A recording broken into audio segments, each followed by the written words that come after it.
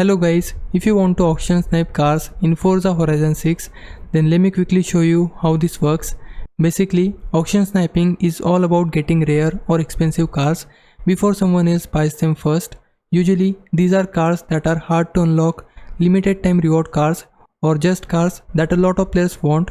So what you want to do first is head over to the auction house and search for a specific car make and model.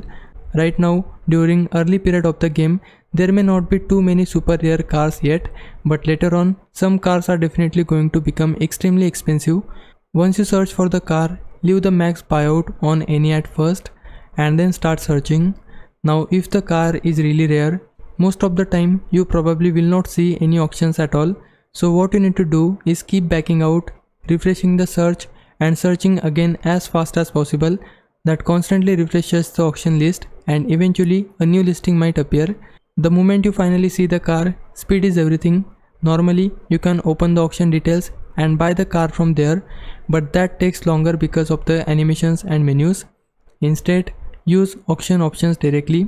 On Xbox, press Y, on keyboard, press Y, and on PlayStation, press triangle, then instantly choose buyout. This method is much faster and gives you a better chance of beating other players trying to buy the same car. Now another reason people auction snipe is to make credits. Basically, you try to find expensive cars listed cheaper than normal market value, buy them quickly and then relist them later for more profit. If you want to do that, you can also set a lower max buyout price while searching. Just remember, the lower you set the price, the longer it may take to actually find a good deal. So overall, the process is pretty simple. Keep refreshing the search, look for the auction to appear, open auction options quickly and buy the car before anyone else does.